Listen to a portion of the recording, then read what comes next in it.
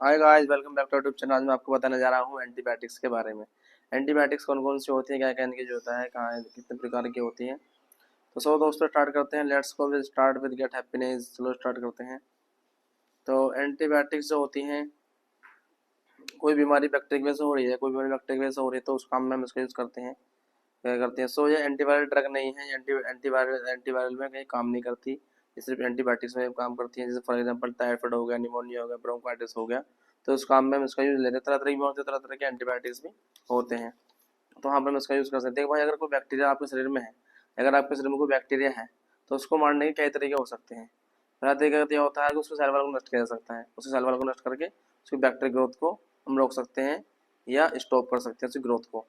और दूसरा तरीका ये हो सकता है कि protein protein protein of synthesis, यानी प्रोटीन को सिंथेसिस, बैक्टीरिया को सर्वाइव करने के लिए प्रोटीन सिंथेसिस की प्रोटीन चाहिए होता है। प्रोटीन चाहिए होता है जो राइबोसोम्स हो, तो प्रोटीन जो सिंथेसिस को कौन करता है, राइबोसोम करता है सिंथेसिस को, प्रोटीन सिंथेसिस को रोक सकते हैं आप ऐसे बैक्टीरिया दवाइयाँ होते हैं जो प्रोटीन सिंथेसिस को रोक सकती हैं।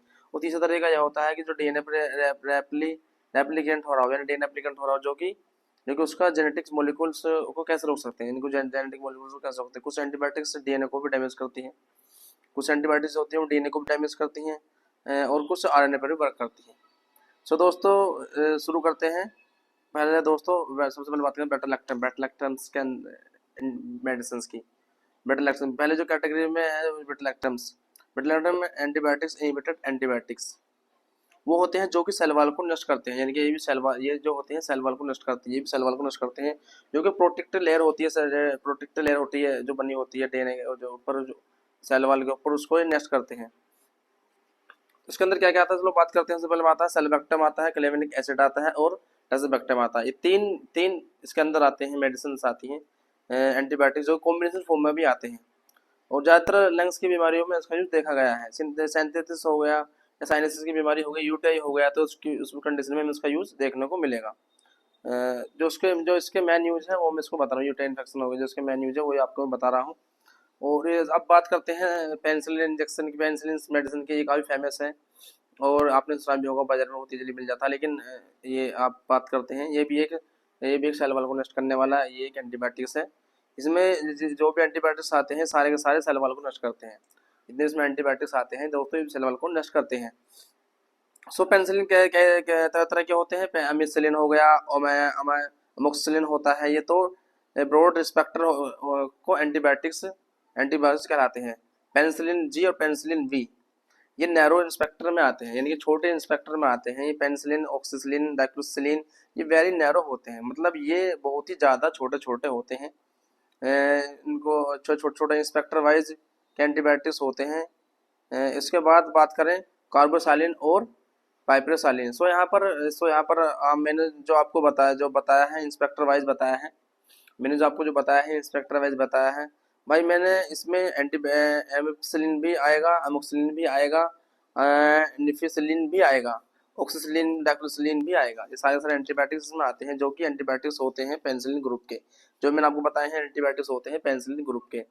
फेफड़ों में भी अपर रेस्पिरेटरी इन्फेक्शन, कान के इन्फेक्शन या ओटाइटिस मीडिया हो गया वगैरह में ये काम में लेते हैं पेनिसिलिन ग्रुप के जो मेडिसिन है। थ्रोट इन्फेक्शन हो गया तो उसमें भी हम काम में लेते हैं। थ्रोट इन्फेक्शन हो गया उसमें भी काम करते हैं। और कुछ कई बार देखा गया है कि सॉफ्ट टिश्यू, यानी कि किसी की चोट लग जाती है, कि टांगे वगैरह इन्फेक्शन हो गया तो ठीक नहीं होता, तो उस कंडीशन में भी इस मेडिसिन का हम यूज़ करते हैं। ये देखा गया है पेनिसिलिन ग्रुप को एंटीबायोटिक्स का। अब बात करें सिफालोस्पिरिन ग्रुप। ये बहुत बड़ा ग्रुप है। सिफालोस्पिरिन ग्रुप जो है बहुत बड़ा ग्रुप है। इसमें समय समय पर अपडेट्स होते रहते हैं। जैसे जैसे अपडेट्स होते रहते हैं ऐसे ऐसे इसको जनरेशन वाइज डिवाइड कर दिया गया है। इसको हमने 4 जनरेशन में डिवाइड किया है, first generation, second generation, third generation और फोर्थ जनरेशन। तो बात करते हैं फर्स्ट जनरेशन। फर्स्ट जनरेशन क्या आता है, सिफोलॉक्सिन आता है, सिफोजोलिन आता है, सिफोडॉक्सिल आता है, सिफोड्राइज आता है। ये एंटीबायोटिक्स फर्स्ट जनरेशन में आते हैं। और इस दूसरा सेकंड जनरेशन होता है दोस्तों, सिफोरोक्सिम होता है, सिफोरोक्सिल होता है, सिफोक्लोर होता है। ये सेकंड जनरेशन में आते हैं। थर्ड जनरेशन में आता है सेफ्ट्रियाक्सोम आता है, सेफिजिम आता है, सिफोडोक्सिम आता है। ये सारे सारे एंटीबायोटिक्स थर्ड जनरेशन में आते हैं। ये भी काफ़ी फेमस है। और फोर्थ जनरेशन में आता है सिफोपाइन, सेटप्रोम, ये थोड़े डिफिकल्ट नाम है इनके, नाम है। सेफलोस्पोरिन ग्रुप का यूजेस हड्डी, सेफलोस्पोरिन ग्रुप के जो मेडिसिन होते हैं कहाँ का यूज करते हैं, ये हड्डी का इन्फेक्शन हो गया, बोन का इन्फेक्शन हो गया, या स्किन का इन्फेक्शन हो गया, या कोई या उसमें कोई सॉफ्ट टिश्यू इन्फेक्शन हो गया, तो वहाँ ज़्यादा इसका यूज करते हैं। यू टाइम बहुत अच्छा काम देखा गया इसका, यूरिनरी ट्रैक्ट इन्फेक्शन में इसका बहुत अच्छा काम देखा है, और आरटी रेस्पिरेटरी ट्रैक्ट इन्फेक्शन में इसको बहुत अच्छा देखा गया है। साथ ही इन्फेक्शन डिजीज, यानी कोई भी इन्फेक्शन डिजीज हो जाती है, कौन कौन सी डिजीज होती है सर, कौन कौन सी इन्फेक्शन डिजीज हो सकती है, जैसे टाइफाइड हो गया, निमोनिया हो गया और मेनिंजाइटिस हो गया, तरह तरह की बीमारी होती हैं जिसमें सेफलोस्पोरिन ग्रुप की सेफलोस्पोरिन ड्रग्स को दिया जाता है। अब बात करेंगे कार्बोपेनेंस की। कार्बोपेनेंस एंटीबायोटिक्स क्या होती है, ये भी एक सेल वॉल को नष्ट करती हैं, जो कि बैक्टीरिया को नष्ट करती है। इसमें आता है मेरोपेनम्स आता है, एट्रोपेनम आता है और डोरीपेनम आता है। तीन ग्रुप के मेडिसिन में आती हैं जो कि ये भी सेल वॉल को नष्ट करती हैं। इसका यूज बहुत कम देखने को मिला है, ज़्यादातर पेशेंट जो वेंटिलेटर्स पे होते हैं, ज़्यादा कोई आईसीयू के अंदर कोई पेशेंट वेंटिलेटर पे है या कुछ ज़्यादा डिजीज मेनिंजाइटिस हो गया तो उस कंडीशन में उसका यूज़ करते हैं। यानी कि डॉक्टर डिपेंड करता है कि कितना देना है कितना नहीं देना और उस पर कहाँ पे यूज़ करना। कार्बोपेनेंस भाई बात करेंगे मोनोबैक्टम्स की, तो ये भी सेल वॉल को नष्ट करने वाले एंटीबायोटिक्स है। अब बात करते हैं मोनोबैक्टम्स की, ये भी सेल वॉल को नष्ट करने वाले एंटीबायोटिक्स है। इसके अंदर क्या क्या आता है, एस्ट्रियोनेम, ये भी सेल वॉल को नष्ट करता है। ये इसका यूज जो होता है ब्लड जो इन्फेक्शन, जितना भी ब्लड का इन्फेक्शन होता है उसमें इसको काम में ले सकते हैं, मोनोबैक्टम्स ग्रुप की एंटीबायोटिक्स को। इसमें जो आता है एस्ट्रियोनेम आता है, जो कि एक महिलाओं के रिप्रोडक्टिव सिस्टम इन्फेक्शन, ओवरीज हो गया, यूट्रस हो गया, जिनमें ब्लड में इन्फेक्शन हो तो उसमें भी इसका काम अच्छा देखा गया है, मोनोबैक्टम्स के ग्रुप के मेडिसिन का। अब बात करेंगे ग्लाइकोपेप्टाइड्स, ये कि कुछ एंटीबायोटिक्स जिसमें जो थोड़े ग्लाइकोपेप्टाइड्स ऐसे होते हैं जो ग्लाइकोपेप्टाइड्स ग्रुप की में आते हैं। सबसे पहले आता है ग्लाइकोपेप्टाइड्स ग्रुप में वैंकोमाइसिन में आता है। वैंकोमाइसिन इसका इस्तेमाल कम देखा गया है, वैंकोमाइसिन का इस्तेमाल बहुत कम देखा गया है। ये प्रोटीन सिंथेसिस को रोक देते हैं, यानी कि प्रोटीन की सिंथेसिस रोक देते हैं बैक्टीरिया की। उसमें दोस्तों पहला आता है अमीनोग्लाइकोसाइड्स, अमीनोग्लाइकोसाइड्स आता है। में कौन कौन से ड्रग्स आती हैं, अमीकासिन आती है दोस्तों, अमीकासिन आती है, मल्टी ड्रग रेसिस्टेंट होता है, मल्टी ड्रग रेसिस्टेंट में काम करती है। दूसरा आता है जेंटामाइसिन दोस्तों, लंग्स की बीमारियों में भी, यहाँ तक कि ब्रोंकाइटिस और दूसरा स्किन इन्फेक्शन तरह बीमारियों में इसका यूज देखा गया है, जेंटामाइसिन का यूज देखा गया है। तो सो दोस्तों बात करते हैं, तीसरा आता है प्रोब्रामाइसिन। टोब्रामाइसिन अच्छा है, ये भी इसी तरह से काम करता है टोब्रामाइसिन। चौथा आता है नियोमाइसिन, होती है हेप्टिक कोमा सिचुएशन होती है कि उसमें यूज होता है। कोमा के बारे में कभी बाद में डिसाइड करेंगे, लंबा टॉपिक हो जाएगा, एंटीबायोटिक्स पढ़ा रहे थे तो आप बोलोगे कहाँ डिजीज के बारे में पहुंच गए, तो इसलिए मैं आपको सिर्फ मैं एंटीबायोटिक्स के जो मेन यूज है वही बताने जा रहा हूँ, बाकी बहुत लंबा प्रोसेस होता है वो कभी बाद में बात करेंगे। उसके बाद आता है स्ट्रेप्टोमाइसिन, ये ट्यूबरकुलोसिस में देखने को आपको मिलेगा। स्ट्रेप्टोमाइसिन जो मेडिसिन है ये ट्यूबरकुलोसिस में देखने को आपको मिलेगा। पेशेंट को महीनों महीनों इंजेक्शन लगते हैं स्ट्रेप्टोमाइसिन के, जो कि स्ट्रेप्टोमाइसिन ट्यूबरकुलोसिस में अच्छा काम करता है। अब बात करते हैं टेट्रासाइक्लिन ग्रुप के जो भी एंटीबायोटिक्स होते हैं, ये भी प्रोटीन सिंथेसिस को रोकते हैं, यानी कि ये भी प्रोटीन की सिंथेसिस को रोकते हैं।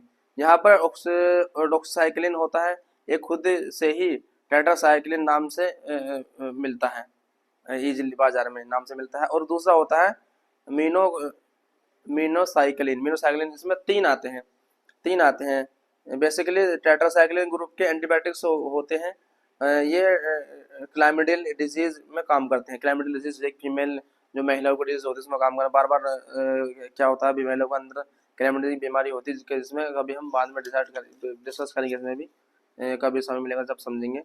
क्लाइमेडियल इन्फेक्शन होता है, इसमें बहुत अच्छा काम करता है। यूटाई और गनोरिया में भी बहुत अच्छा इसका जो देखने को मिला है। अब बात करते हैं ऐसी एंटीबायोटिक्स, ऑक्सीडाइनेसिस की ऐसी एंटीबायोटिक्स होती है प्रोटीन सिंथेसिस को रोकती है। इसमें कौन कौन से आते हैं, इनमें लिंजोलिड आता है और टिजोलिड आता है।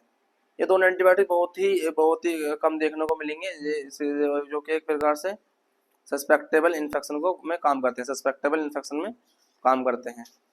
इसका यूज बहुत जो ज़्यादा नहीं होता, सस्पेक्टेबल इन्फेक्शन या निमोनिया में इसका यूज हम करते हैं। अब बात करेंगे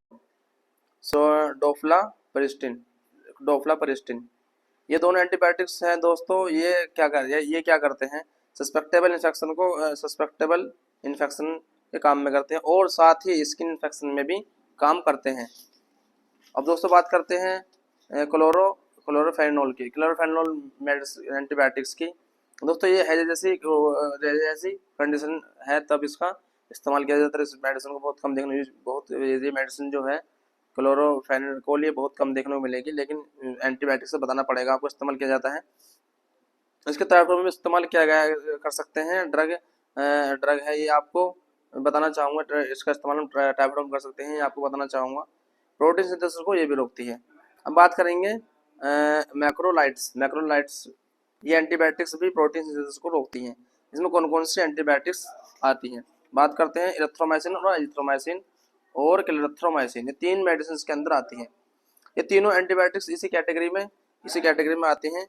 तो ये ग्राम नेगेटिव पर काम करती हैं।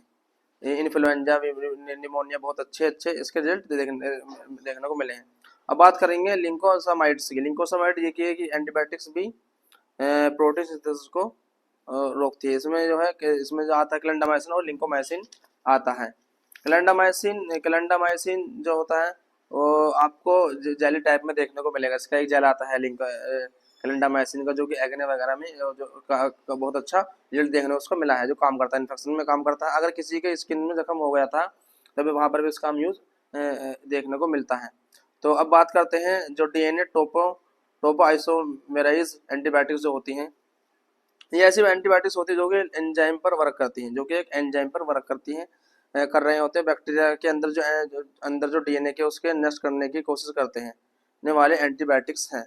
मैं जा रहा हूँ कि फ्लोरोक्विनोल्स इसमें कौन कौन से आते हैं। फ्लोरोक्विनोल्स में सिफ्रोफ्लॉक्सिन आता है। फ्लोरोक्विनोल्स ग्रुप में कौन कौन सी एंटीबायोटिक्स आती है मैं आपको बताने जा रहा हूँ। सबसे पहले आता है सिफ्रोफ्लॉक्सिन आता है, मोक्सीफ्लॉक्सिन आता है, नोरफ्लॉक्सिन आता है, लियोफ्लॉक्सिन आता है और ओफ्लॉक्सिन आता है। ये सारे के सारे डीएनए पर वर्क करते हैं, बैक्टीरिया का डीएनए नष्ट कर देते हैं, यानी खत्म कर देते हैं। बैक्टीरिया का डीएनए बिल्कुल नष्ट कर देते हैं पूरी तरीके से। इसके यूजेस यूटीआई में देखा गया है, किडनी में ब्लैडर में देखा गया, बहुत सारे यूजेस हैं इसके। हम बात करेंगे क्विनोल्स की। क्विनोल्स के अंदर ये भी डीएनए को डैमेज करता है। इसके अंदर आता है नोलिडिक्सिक एसिड एंटीबायोटिक्स हैं जो ग्राम नेगेटिव बैक्टीरिया पर काम करते हैं। अब बात करेंगे फोलेट सिंथेसिस इनहिबिटर को रोक देते हैं। ये तो बैक्टीरिया नष्ट हो जाता है। फोलेट सिंथेसिस इनहिबिटर को रोक देते हैं तो बैक्टीरिया नष्ट हो जाता है। सल्फोनामाइड आपने सुना होगा। इसके अंदर आता है सल्फोमेथाजोल। सल्फोमेथाजोल में क्या क्या है कि आई इन्फेक्शन हो गया, आपका आई इन्फेक्शन हो गया, ब्रोंकाइटिस हो गया, निमोनिया हो गया। इसके साथ ही प्रॉब्लम है कि कई लोगों को से सूट नहीं करता, ये मेडिसिन जो होती है सूट नहीं करती है, तो इसका यूज जो है बहुत कम देखने को मिला है।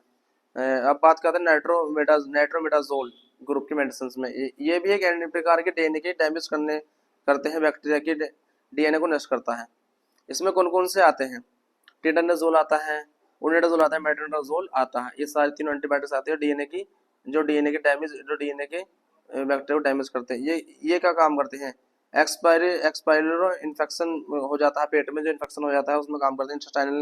इंटेस्टाइनल हो जाता है, इंटेस्टाइनल में इन्फेक्शन हो जाता है, कोलोन में इन्फेक्शन हो जाता है, एब्डोमिनल इन्फेक्शन हो जाता है।